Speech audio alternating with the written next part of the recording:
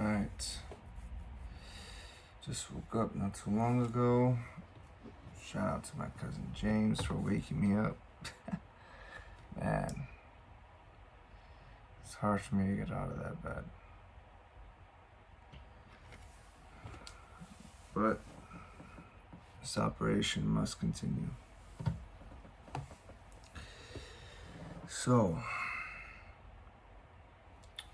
earlier today around 12:20 p.m., I got my notes right here. I watched How to Deal with Anxiety by R.C. Sproul. Anxiety is also linked with eagerness, anxiousness, angst.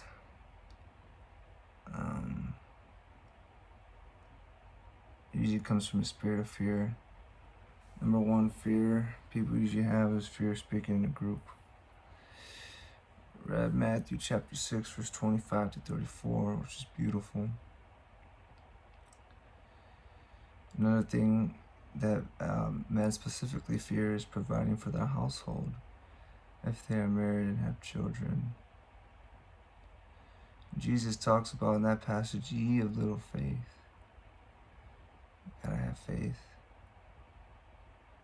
We must trust God with our whole life. Immerse ourselves with the Word of God.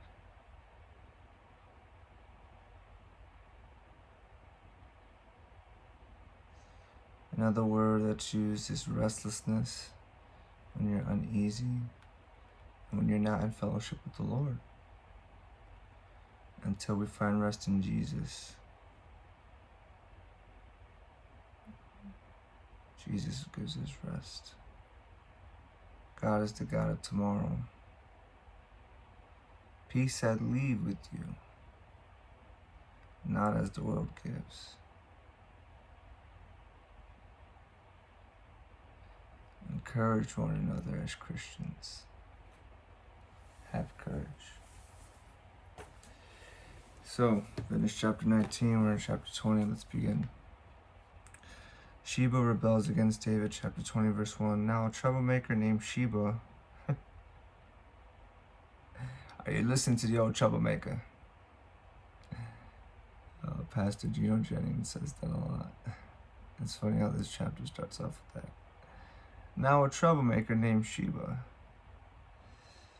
son of Becri, a Benjamite, happened to be there. He sounded the trumpet and shouted, we have no share in David, no part in Jesse's son. Every man to his tent, Israel. So all the men of Israel deserted David to follow Sheba, son of Becri. Oh, I thought this was Bathsheba, but this is Sheba as a guy. But the men of Judah stayed by their king all the way from the Jordan to Jerusalem. When David returned to his palace in Jerusalem, he took the 10 concubines he had left to take care of the palace and put them in a house under guard. He provided for them, but had no sexual relations with them. They were kept in confinement till the day of their death, living as widows. Then the king said to Amasa, summon the men of Judah to come to me within 3 days and be here yourself. Verse 5. But when Amasa went to summon Judah, he took longer than the time the king had set for him. David said to Abishai, now Sheba, son of Bichri, will do us more harm than Absalom did. Tell your master's men and pursue him, or he will find fortified cities and escape from us. So Joab's men and the Kerethites and Pelethites and all the mighty warriors went out under the command of Abishai. They marched out from Jerusalem to pursue Sheba, son of Bichri. While they were at the great rock in Gibeon, Amasa came to meet them. Joab was wearing his military tunic, and strapped over at his waist was a belt with a dagger in its sheath. As he stepped forward, it dropped out of its sheath. Joab said to Amasa, how are you, my brother? Then Joab took Amasa by the beard with his right hand to kiss him. Get over here.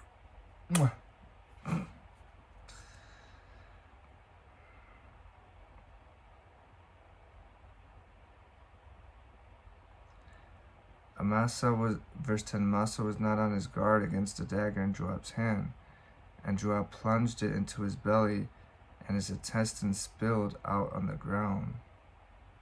Without being stabbed again, Amasa died. Then Joab and his brother Abishai pursued Sheba, son of Bichri. One of Joab's men stood aside Amasa and said, "Whoever favors Joab and whoever is for David, let him follow Joab."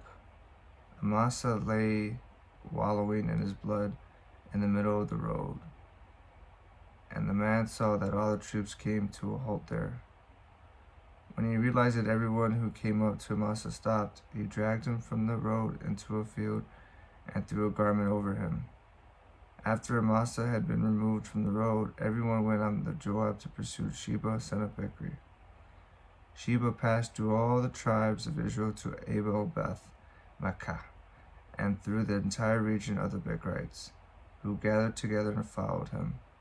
All the troops with Joab came and besieged Sheba and Abel Beth Makkah. They built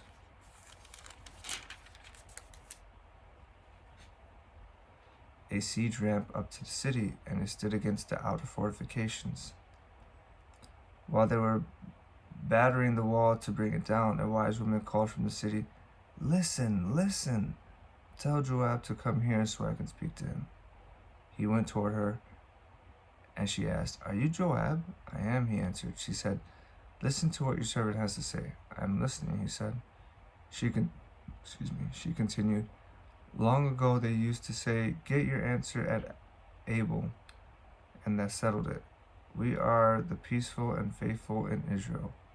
You are trying to destroy a city that is a mother in Israel. Why do you want to swallow up the Lord's inheritance?" "Far be it from me," Joab replied. "Far be it from me to swallow up or destroy. That is not the case. A man named Sheba, son of Bichri, from the hill country of Ephraim, has lifted up his hand against the king, against David. Hand over this one man, and I will withdraw from the city." The woman said to Joab, "His head will be thrown to you from the wall." Then the woman went to all the people with her wise advice, and they cut off the head of Sheba, son of Bichri, and threw it to Joab. So he sounded the trumpet, and his men dispersed from the city, each returning to his throne. And Joab went back to the king in Israel. David's officials, verse 23. Joab was over Israel's entire army. Benaiah, son of Jehoiada, was over the Kerethites and Pelethites. They sound like dinosaur names. Adoniram was in charge of forced labor. Jehoshaphat, son of Ahilud, was recorded. Shiva was secretary. Zadok and Abiathar were priests, and Ira the Jairite was David's priest. That completes chapter 20. Chapter 21. The Gibeonites avenged. Verse 1. During the reign of David, there was a famine for 3 successful years. So David sought the face of the Lord. The Lord said, "It is on account of Saul and his blood-stained house. It is because he put the Gibeonites to death." The king summoned the Gibeonites and spoke to them. Now the Gibeonites were not a part of Israel, but were survivors of the Amorites. The Israelites had sworn to spare them, but Saul, in his zeal for Israel and Judah, had tried to annihilate them. David asked the Gibeonites, "What shall I do for you? How shall I make atonement so that you will bless the Lord's inheritance?" The Gibeonites answered him, "We have no right to demand silver or gold from Saul or his family, nor do we have the right to put anyone in Israel to death." What do you want me to do for you?" David asked. Verse 5. They answered the king, "As for the man who destroyed us and plotted against us, so that we have been decimated and have no place anywhere in Israel. Let 7 of his male descendants be given to us to be killed, and their bodies exposed before the Lord at Gibeah of Saul, the Lord's chosen one. So the king said, I will give them to you. The king spared Mephibosheth, son of Jonathan, the son of Saul, because of the oath before the Lord between David and Jonathan, son of Saul. But the king took Armoni and Mephibosheth, the 2 sons of Aiah's daughter Rizpah, whom she had borne to Saul, together with the 5 sons of Saul's daughter Merib. Letter C. 2 Hebrew manuscripts, some Septuagint manuscripts, and Syriac. Most Hebrew and Septuagint manuscripts, Micah.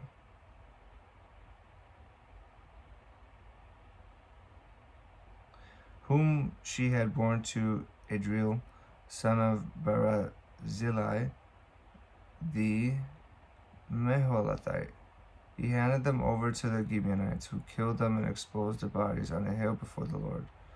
All 7 of them fell together. They were put to death during the first days of their harvest, just as the barley harvest was beginning. Verse 10. Rizpah, daughter of Aiah, took sackcloth and spread it out for herself on a rock.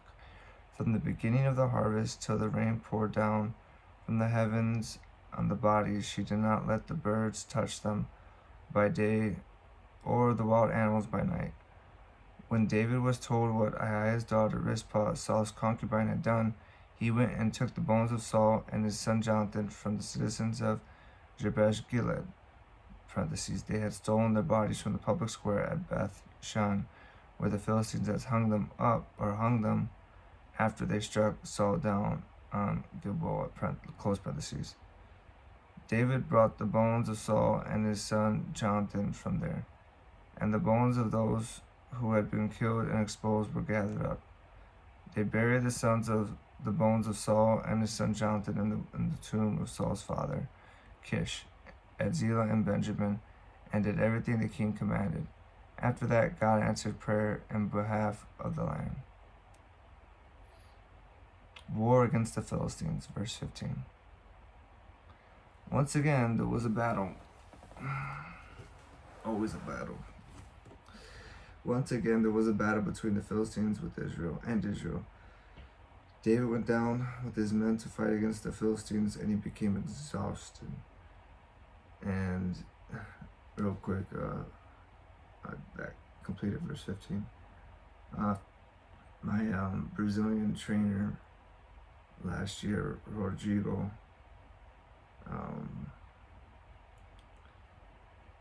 we had a jiu-jitsu tournament, and man, I was doing really good at first, and then I got tired out, and he would say, "You were exhausted." And he just had a funny way of saying it.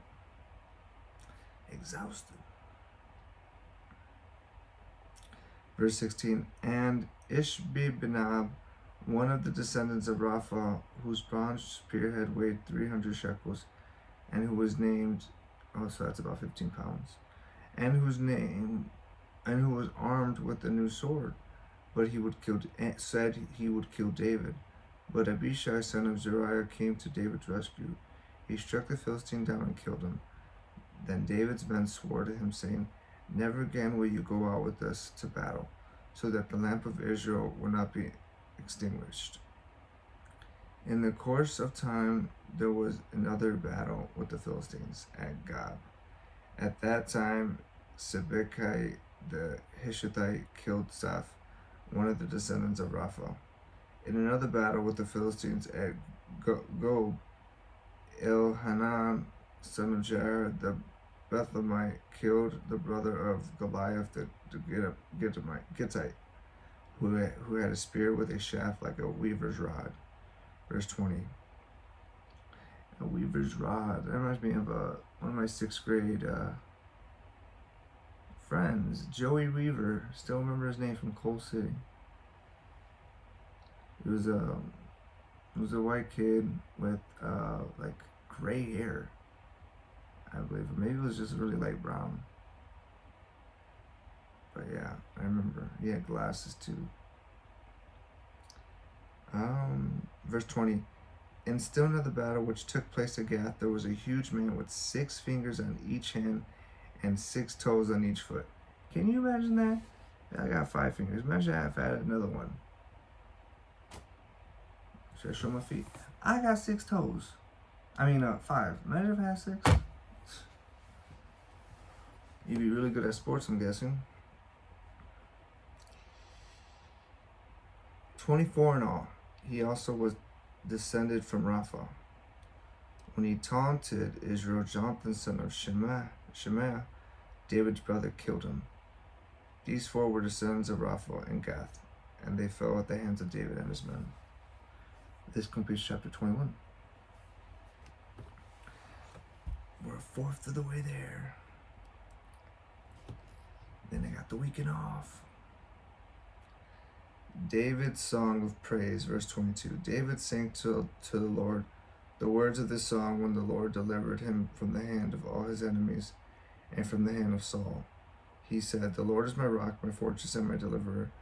My God is my rock, in whom I take refuge, my shield and the horn of my salvation." E. Letter E. Horn here symbolizes strength. Shield, D, represents or sovereign. My shield and the horn of my salvation. He is my stronghold, my refuge, and my savior. He is my stronghold. Remember, in my other videos, I was like, what is his stronghold? When David went to the stronghold, went to the Lord, probably, right? From violent people you saved me. I called to the Lord, who is worthy of praise, and have been saved from my enemies. Verse 5. The waves of death swirled about me. The torment of destruction overwhelms me. The cords of the grave coiled around me. The snares of death confronted me. In my distress I called to the Lord. I called out to my God. From his temple he heard my voice. My cry came to his ears. The earth trembled and quaked. The foundations of the heavens shook. They trembled because he was angry. Smoke rose from his nostrils. Consuming fire came from his mouth. Burning coals blazed out of it. Verse 10. He parted the heavens and came down. Dark clouds were under his feet. He mounted the cherubim and flew. He soared on the wings of the wind. Sword, letter G. Many Hebrew manuscripts, also Psalm 18:10, most Hebrew manuscripts appeared.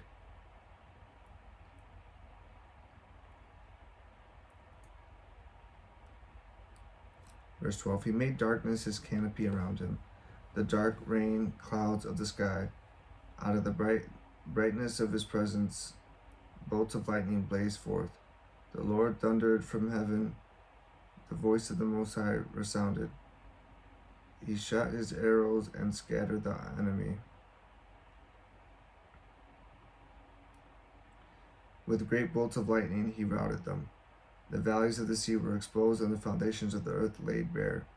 At the rebuke of the Lord, at the blast of breath from his nostrils, he reached down from on high and took hold of me. He drew me out of deep waters. He rescued me from my powerful enemy, from my foes who were too strong for me.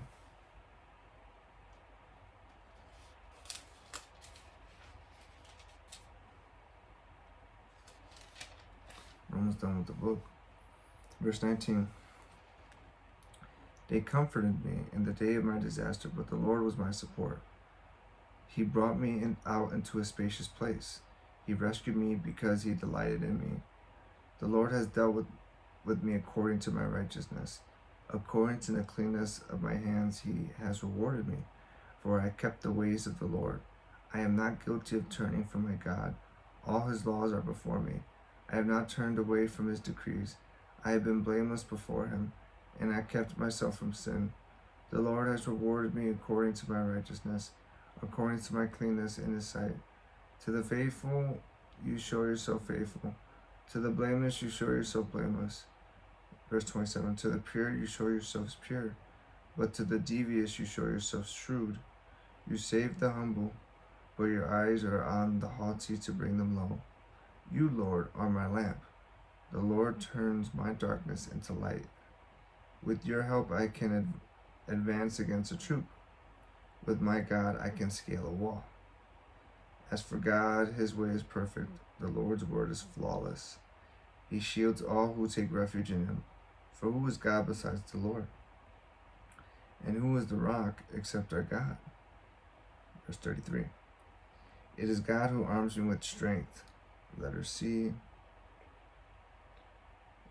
Dead Sea Scrolls, some Septuagint manuscripts, Vulgate and Syriac. Mosaic Masoretic text, who is my strong refuge, and keeps my way secure. He makes my feet like the feet of a deer. He causes me to stand on the heights. He trains my hands for battle. I believe this verse was on my the gym in at Colorado Christian. They have that verse up. Pretty cool. My arms can bend a bow of bronze. You make your saving help my shield. Your help has made me great. You provide a broad path for my feet, so that my ankles do not give way. I pursued my enemies and crushed them. I did not turn back till they were destroyed. I crushed them completely, and they could not rise. They fell beneath my feet. Verse 40. You armed me with strength for battle. You humbled my adversaries before me. You made my enemies turn their backs in flight, and I destroyed my foes. They cried for help, but there was no one to save them. To the Lord, but he did not answer. I beat them as fine as the dust of the earth. I pounded and trampled them like mud in the streets. You have delivered me from the attacks of the peoples. You have preserved me as the head of nations. People I did not know now serve me. Foreigners cower before me. As soon as they hear of me, they obey me. They all lose heart. They come trembling from their strongholds. The Lord lives.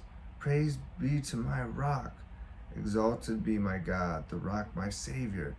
He is the God who avenges me and puts the nations under me, who sets me free from my enemies. You exalted me above my foes. From a violent man you rescued me. Verse 50. Therefore I will praise you, Lord, among the nations. I will sing the praises of your name. He gives his king great victories. He shows unfailing kindness to his anointed, to David and his descendants forever. And that completes chapter 22. Little break.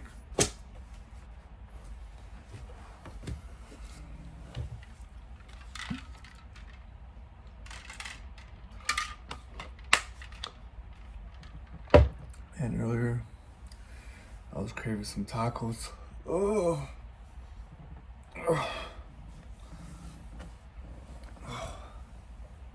Some nice tacos. Tacos still sound good right now. And not from Taco Bell. I have a friend in California, Melissa Lamenzo. That girl loves Taco Bell. Shout out Melissa. Shout out Coffee Shop in Montebello. Shout out California. David's last words. Chapter 23, verse 1. These are the last words of David, the inspired utterance of David, son of Jesse, the utterance of the man exalted by the Most High, the man anointed by the God of Jacob, the hero of Israel's songs. I love when they reference the Most High. Most High God in Hebrew is El Elyon, and that's just so raw to me. Verse 2, the Spirit of the Lord spoke through me. His word was on my tongue. The God of Israel spoke. The Rock of Israel said to me, when one rules over people in righteousness, when he rules in the fear of God, he is like the light of morning at sunrise, on a cloudless morning, like the brightness after rain that brings grass from the earth. If my house were not right with God, surely he would not have made with me an everlasting covenant, arranged and secure in every part. Surely he would not bring to fruition my salvation and grant me my very desire. But evil men are all to be cast aside like thorns, which are not gathered with the hand. Whoever touches thorns uses a tool of iron or the shaft of a spear. They are burned up where they live. David's mighty warriors, verse 8. These are the names of David's mighty warriors: Josheb, Beshebeth, a Tachmonite, was chief of the three. He raised a spear against 800 men, whom he killed in one encounter. Next to him was Elisar, son of Dodai the Ahohite, as one of the three mighty warriors. He was with David when they taunted the Philistines gathered at Pasdamim for battle. Then the Israelites retreated, but Elisar stood his ground and struck down the Philistines till his hand grew tired and froze to the sword. The Lord brought about a great victory that day. The troops returned to Elisar, but only to strip the dead. Next to him was Shammah, son of Agi, the Herite. When the Philistines banded together at a place where there was a field full of lentils, Israel's troops fled from them. Verse 12. But Shammah took his stand in the middle of the field. He defended it and struck the Philistines down, and the Lord brought about a great victory. During harvest time, 3 of the 30 chief warriors came down to David at the cave of Adullam, while a band of Philistines were encamped in the valley of Rephaim. At the time David was in the stronghold, and the Philistine garrison was at Bethlehem. Verse 15. My goodness, these.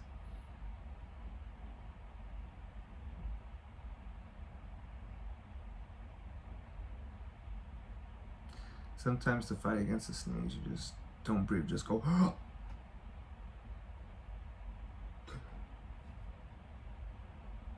and it might go away. Verse 15, David longed for water and said, "Oh, that someone would get me a drink of water from the well near the gate of Bethlehem." So the 3 mighty warriors broke through the Philistine lines, drew water from the well near the gate of Bethlehem, and carried it back to David. But he refused to drink it. Instead, he poured it out before the Lord. "Far be it from me, Lord, to do this," he said. "Is it not the blood of men who went at the risk of their lives?" And David would not drink it.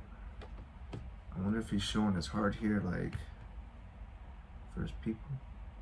Such were the exploits of the 3 mighty warriors. Abishai, the brother of Joab, son of Zeruiah, was chief of the 3.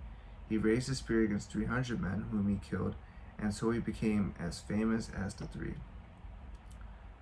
Was he not held in greater honor than the 3?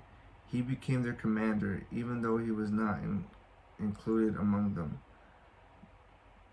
Benaiah, son of Jehoiada, a valiant fighter from Kabzeel, performed great exploits. He struck down Moab's 2 mightiest warriors. He also went down into a pit on a snowy day and killed a lion. I actually read that book by Mark Batterson. A Lion in a Pit on a Snowy Day. I read that book back in 2019 when I was living in Henderson, Nevada. Well,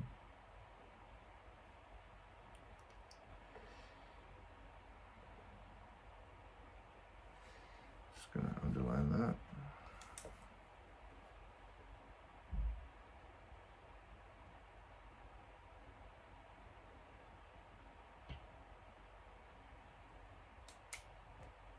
Verse 21, and he struck down a huge Egyptian. Although the Egyptian had a spear in his hand, Benaiah was against him with a club. He snatched the spear from the Egyptian's hand and killed him with his own spear. Such were the exploits of Benaiah, son of Jehoiada. He too was as famous as the 3 mighty warriors. He was held in greater honor than any of the 30, but he was not included among the three. And David put him in charge of his bodyguard. Verse 24.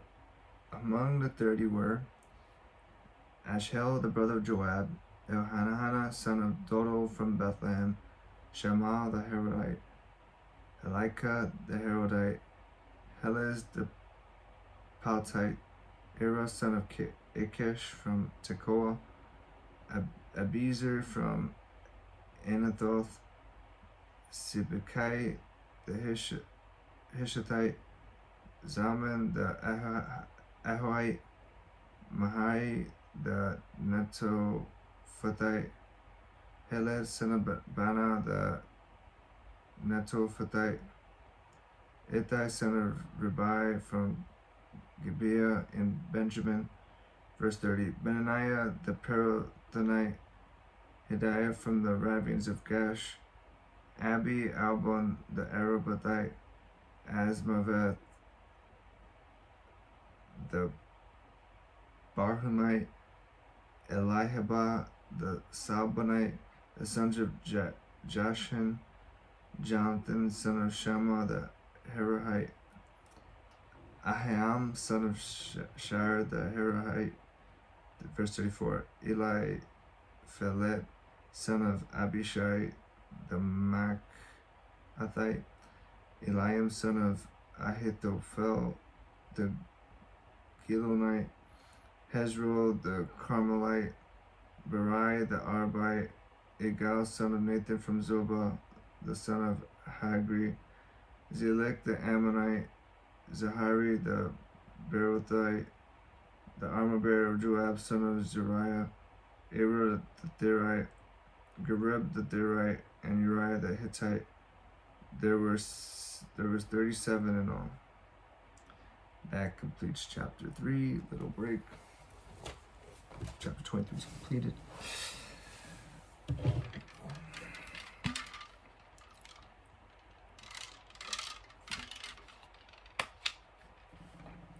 Oh.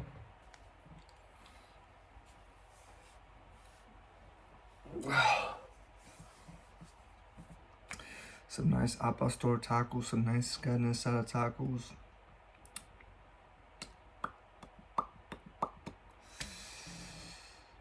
I would love to go get some right now. I'm actually starting to crave it. Like, what's up with these taco places that don't give you that much cilantro and onions? Like, I don't understand that.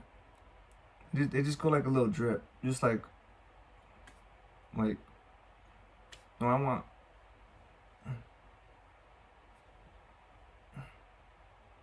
That's good for you, cilantro and onions. Just even that sounds good. Okay. All right. Chapter 24. Bring it back. David enrolls the fighting men. Verse 1. Again the anger of the Lord burned against Israel, and he incited David against them, saying, Go and take a census of Israel and Judah. So the king said to Joab and the army commanders with him, Go throughout the tribes of Israel from Dan to Beersheba, and enroll the fighting men, so that I may know how many there are. But Joab replied to the king, May the Lord your God multiply the troops 100 times over, and may the eyes of my lord the king see it. But why does my lord the king want to do such a thing? The king's word, however, overruled Joab and the army commanders, so they left the presence of the king to enroll the fighting men of Israel. Verse 5. After crossing the Jordan, they camped near Aurora, south of the town in the gorge, and then went through Gad and on to Jazer. They went to Gilead and the region of Tatim Hachi, and of the Dan Jan and around toward Sidon. Then they went toward the fortress of Tyre and all the towns of the Hivites and Canaanites. Finally, they went on to Beersheba in the Negev of Judah. After they had come through the entire land, they came back to Jerusalem at the end of 9 months and 20 days.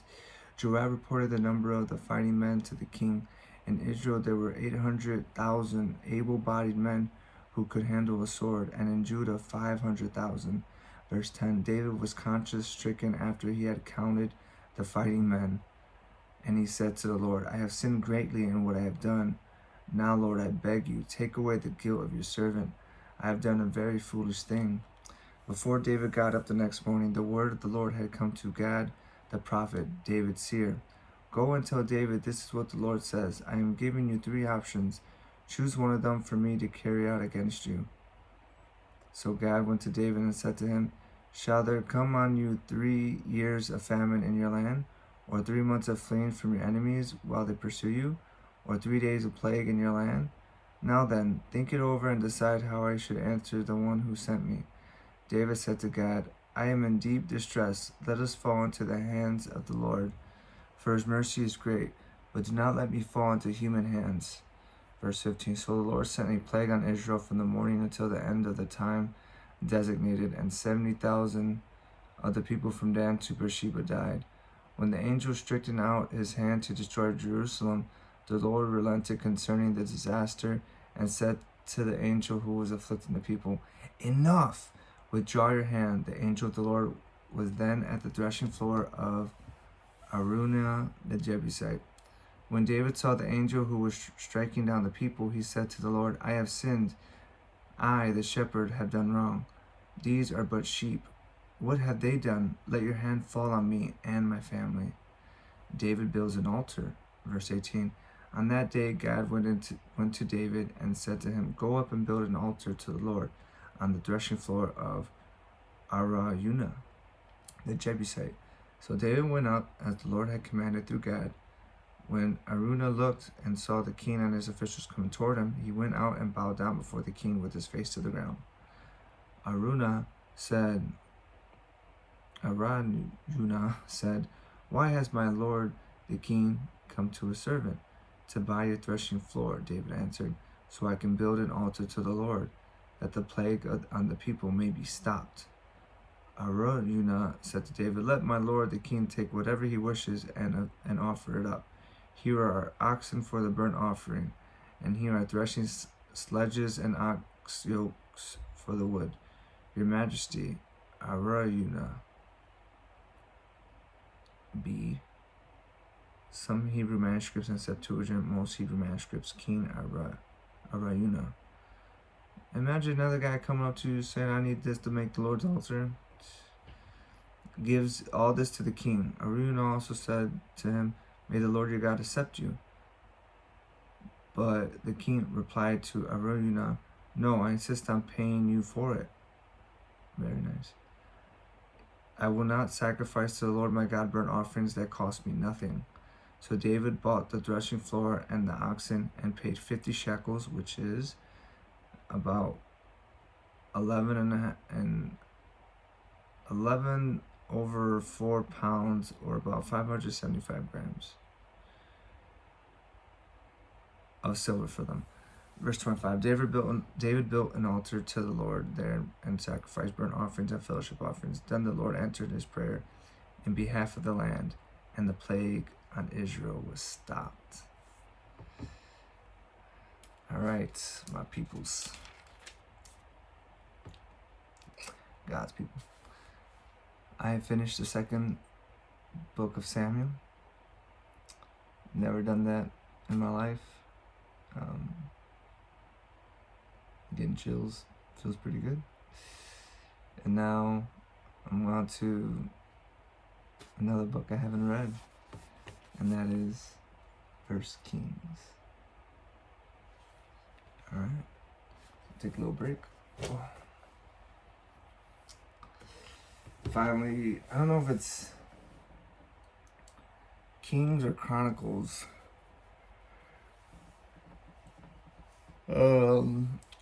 Where Jezebel comes in.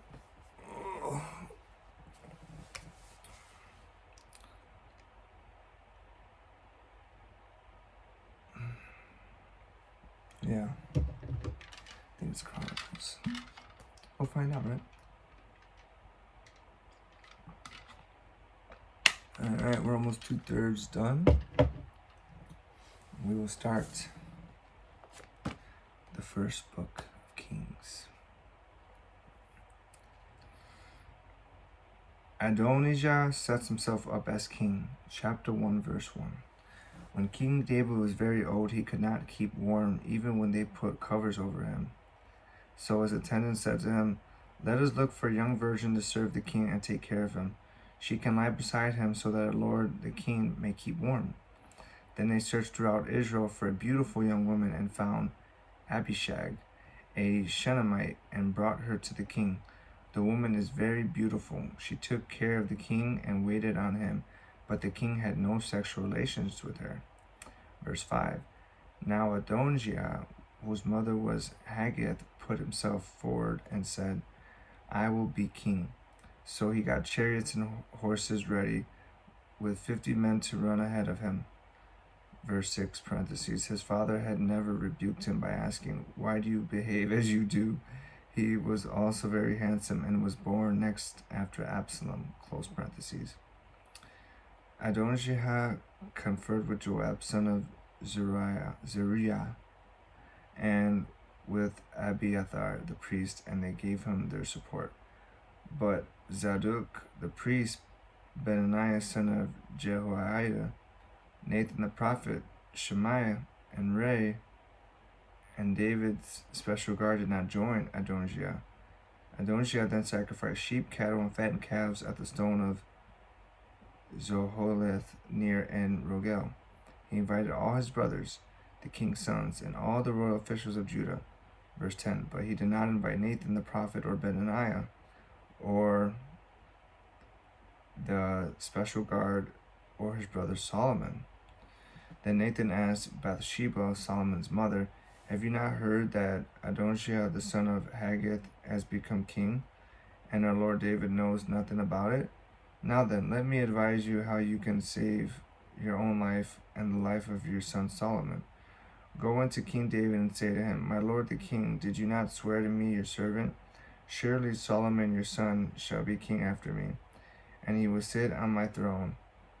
Why then has Adonijah become king, while you are still there talking to the king? I will come in and add my word to what you have said." Verse 15, so Bathsheba went to see the aged king in his room, where Abishag the Shunammite was attending him. Bathsheba bowed down, posturing herself before the king. "What is it you want?" the king asked. She said to him, "My lord, you yourself swore to me, your servant, by the Lord your God, Solomon your son shall be king after me, and he will sit on my throne. But now Adonijah has become king, and you, my lord the king, do not know about it. He has sacrificed great numbers of cattle, fattened calves, and sheep, and has invited all the king's sons, Abiathar the priest, and Joab the commander of the army, but he has not invited Solomon your servant. My lord the king, the eyes of all Israel are on you, to learn from you who will sit on the throne of my lord the king after him. Otherwise, as soon as my lord the king is laid to rest with his ancestors, I and my son Solomon will be treated as criminals." While she was still speaking with the king, Nathan the prophet arrived, and the king was told, "Nathan the prophet is here."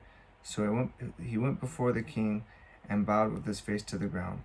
Nathan said, "Have you, my lord the king, declared that Adonijah shall be king after you, and that he will sit on your throne? Today he has gone down and sacrificed great numbers of cattle, fattened calves, and sheep. He has invited all the king's sons, the commanders of the army, and Abiathar the priest. Right now they are eating and drinking with him and saying, 'Long live King Adonijah.'" Verse 26, "But me, your servant, and Zadok the priest, and Benaiah son of Jehoiada, and your servant Solomon, he did not invite. Is this something my lord the king has done without letting his servants know who should sit on the throne of my lord, and my lord the king after him?" David makes Solomon king. Oh, snap.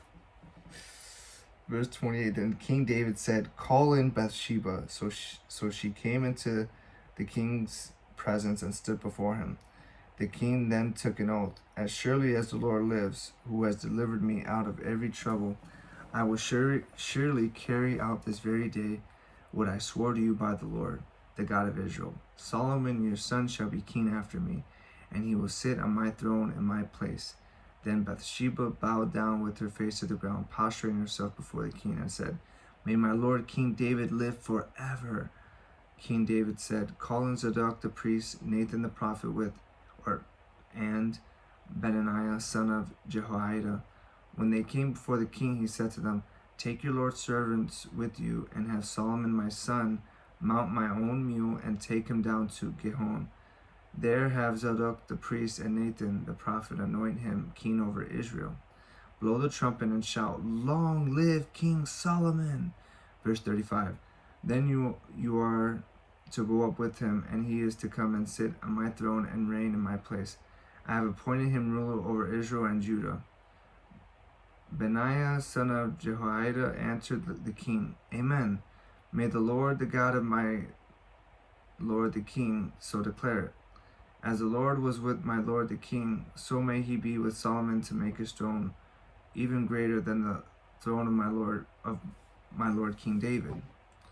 So Zadok the priest, Nathan the prophet, Benaiah son of Jehoiada, the Kerethites and the Pelethites went down and had Solomon mount King David's mule, and they escorted him to Gihon. Zadok the priest took the horn of oil from the sacred tent and anointed Solomon. Then they sounded the trumpet, and all the people shouted, "Long live King Solomon!" And all the people went up after him, playing pipes and rejoicing greatly, so that the ground shook with the sound. Verse 41. Adonijah and all the guests who were with him heard it as they were finishing their feast. On hearing the sound of the trumpet, Joab asked, "What's the meaning of all the noise in the city?"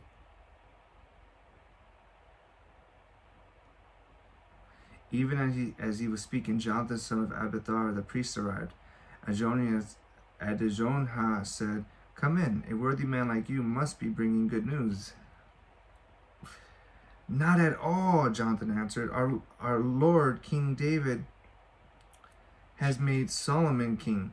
The king has sent with him Zadok the priest, Nathan the prophet, Benaiah son of Jehoiada, the Kerethites, and the Pelethites, and they have put him on the king's mule. And Zadok the priest of Nathan the prophet have anointed him king at Gihon. From there they have gone up cheering, and the city resounds with it. That's the noise you hear. Moreover, Solomon has taken his seat on the royal throne. Also, the royal officials have come to congratulate our Lord King David, saying, "May your God make Solomon's name more famous than yours, and his throne greater than yours." And the king bowed in worship on his bed and said, "Praise be to the Lord, the God of Israel, who has allowed my eyes to see a successor on my throne today." At this, all Adonijah's guests rose in alarm and dispersed. Verse 50. But Adonijah, in fear of Solomon, went and took hold of the horns of the altar. Then Solomon was told, 20%.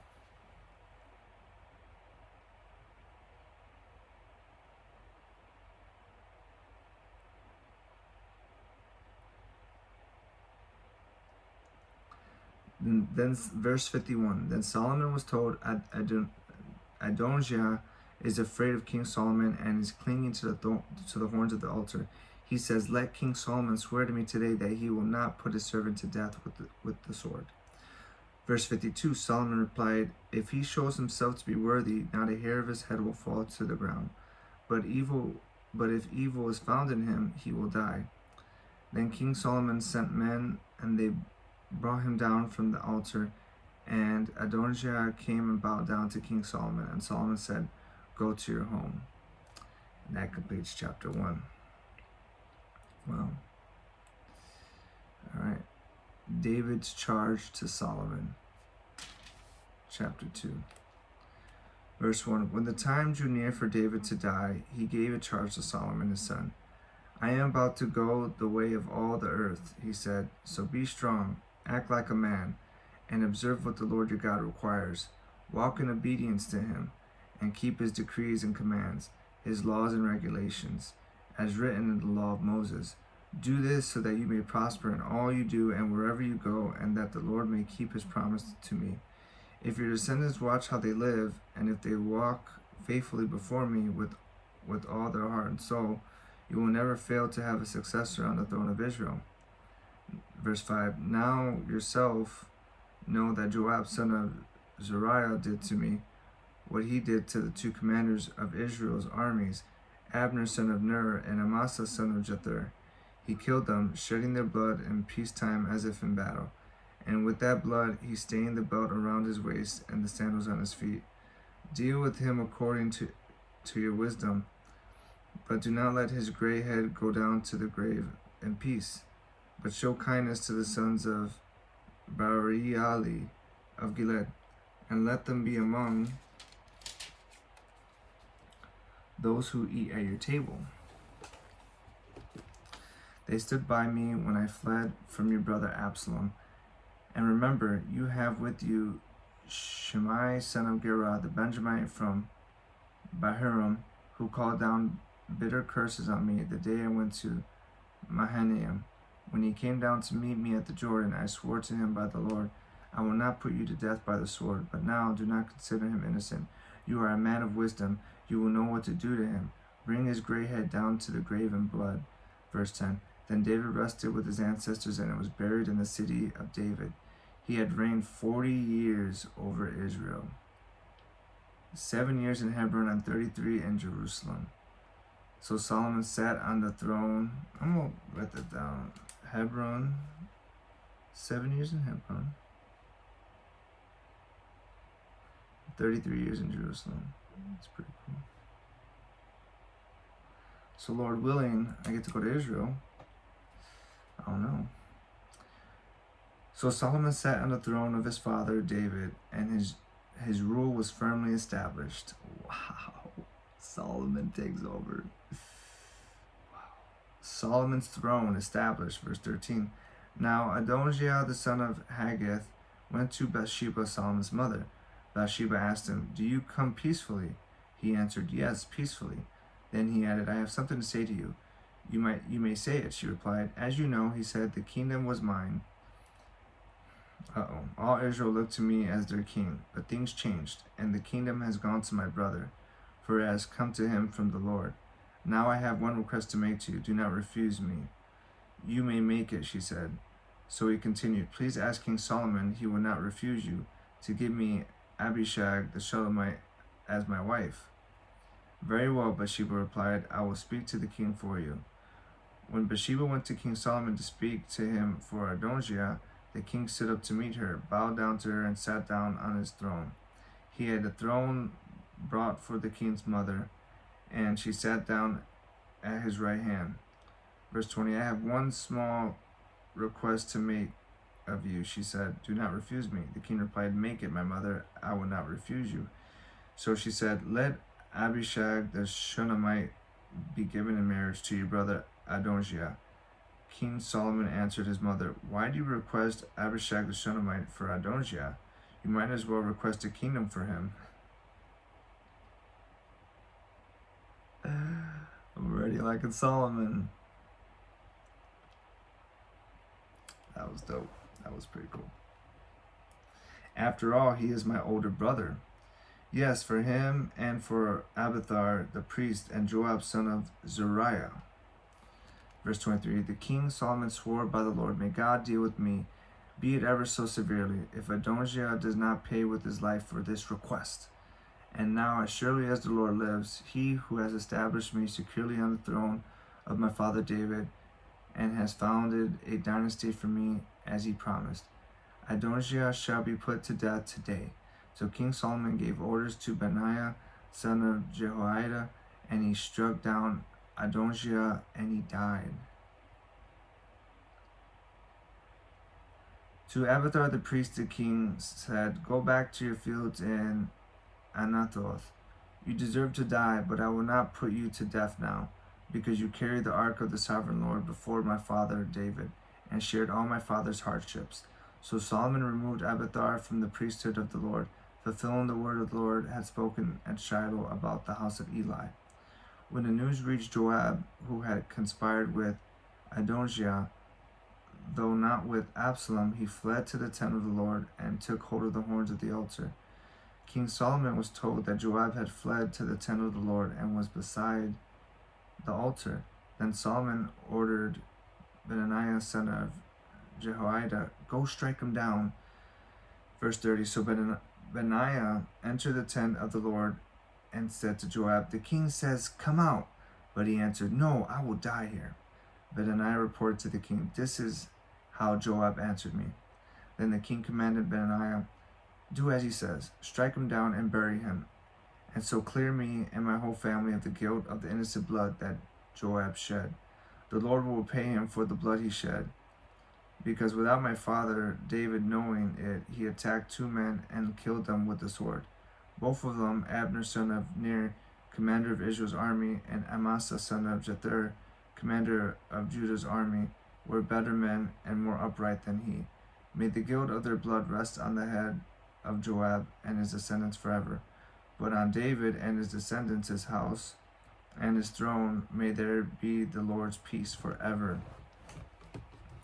So Benaiah son of Jehoiada went up and struck down Joab and killed him, and he was buried at his home out in the country. Verse 35. The king put Benaiah son of Jehoiada over the army in Joab's position, and replaced Abiathar with Zadok the priest. Then the king sent for Shimei and said to him, build yourself a house in Jerusalem and live there, but do not go anywhere else. The day you leave and cross the Kidron valley, you can be sure you will die. Your blood will be on your own head. Shimei answered the king, what you say is good. Your servant will do as my lord the king has said. And Shimei stayed in Jerusalem for a long time. But 3 years later, 2 of Shimei's slaves ran off to Achish son of Maacah, king of Gath, and Shimei was told, your slaves are in Gath. At this he saddled his donkey and went to Achish in Gath in search of his slaves. So Shimei went away and brought the slaves back from Gath. When Solomon was told that Shimei had gone from Jerusalem to Gath and had returned, the king summoned Shimei and said to him, do I not make you swear by the Lord and warn you, on the day you leave to go anywhere else, you can be sure you will die? At that time you said to me, what you say is good, I will obey. Verse 43. Why then did you not keep your oath to the Lord and obey the command I gave you? The king also said to Shimei, you know in your heart all the wrong you did to my father David. Now the Lord will repay you for your wrongdoing, but King Solomon will be blessed, and David's throne will remain secure before the Lord forever. Then the king gave the order to Benaiah son of Jehoiada, and he went out and struck Shimei down, and he died. The kingdom was now established in Solomon's hands. Chapter 3. Solomon asked for wisdom. Ooh, here we go. Verse 1. Solomon made an alliance with Pharaoh, king of Egypt, and married his daughter. He brought her to the city of David until he finished building his palace and the temple of the Lord and the wall around Jerusalem. The people, however, were still sacrificing at the high places because the temple had not yet been built for the name of the Lord. Solomon showed his love for the Lord by walking according to the instructions given him by his father David, except that he offered sacrifices and burned incense on the high places. The king went to Gibeon to offer sacrifices, for that was the most important high place, and Solomon offered 1,000 burnt offerings on the altar. At Gibeon, the Lord appeared to Solomon during the night in a dream, and God said, ask for whatever you want me to give you. Solomon answered, you have shown great kindness to your servant, my father David, because he was faithful to you and righteous and upright in heart. You have continued this great kindness to him and have given him a son to sit on his throne this very day. Now, Lord my God, you have made your servant king in place of father David, but I am only a little child and do not know how to carry out my duties. Your servant is here among the people you have chosen, a great people, too numerous to count or number. So give your servant a discerning heart to govern your people and to distinguish between right and wrong. For who is able to govern the great people of yours? Verse 10. The Lord was pleased that Solomon had asked for this. So God said to him, since you have asked for this, and not for long life or wealth for yourself, nor have asked for the death of your enemies, but for discernment in administering justice. I love that. I will do what you have asked. I will give you a wise and discerning heart, so that there will never have been anyone like you, nor will there ever be. Moreover, I will give you what you have not asked for, both wealth and honor, so that in your lifetime you will have no equal among kings. And if you walk in obedience to me and keep my decrees and commands as David your father did, I will give you a long life." Then Solomon awoke and he realized it had been a dream.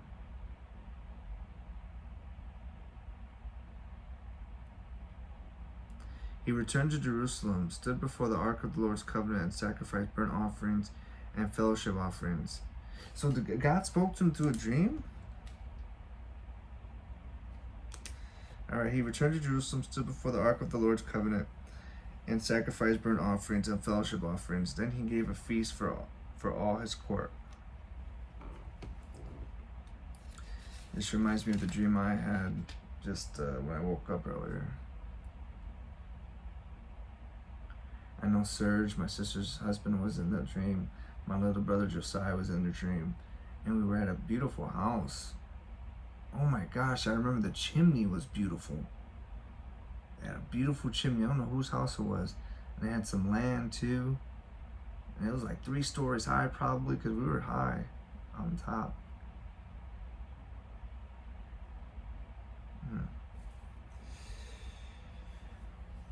A wise ruling, verse 16. Now 2 prostitutes came to the king and stood before him. One of them said, "Pardon me, my lord, this woman and I live in the same house, and I had a baby while she was there with me. The 3rd day after my child was born, this woman also had a baby. We were alone. There was no one in the house but the 2 of us. During the night, this woman's son died because she lay on him. So she got up in the middle of the night and took my son from my side while your servant, was asleep. She put him by her breast and put her dead son by my breast. The next morning I got up to nurse my son, and he was dead. But when I looked at him closely in the morning light, I saw that it wasn't the son I had born." Verse 22, the other woman said, "No, the living one is my son, the dead one is yours." But the first one insisted, "No, the dead one is yours, the living one is mine." And so they argued before the king. The king said, "This one says my son is alive and your son is dead, while that one says, no, your son is dead and mine is alive." Then the king said, "Bring me a sword." So they brought a sword for the king. He then gave an order, "Cut the living child in 2 and give half to one and half to the other." The woman whose son was alive was deeply moved out of love for her son and said to the king, "Please, my lord, give her the living baby. Don't kill him." But the other said, "Neither I nor you shall have him. Cut him in 2.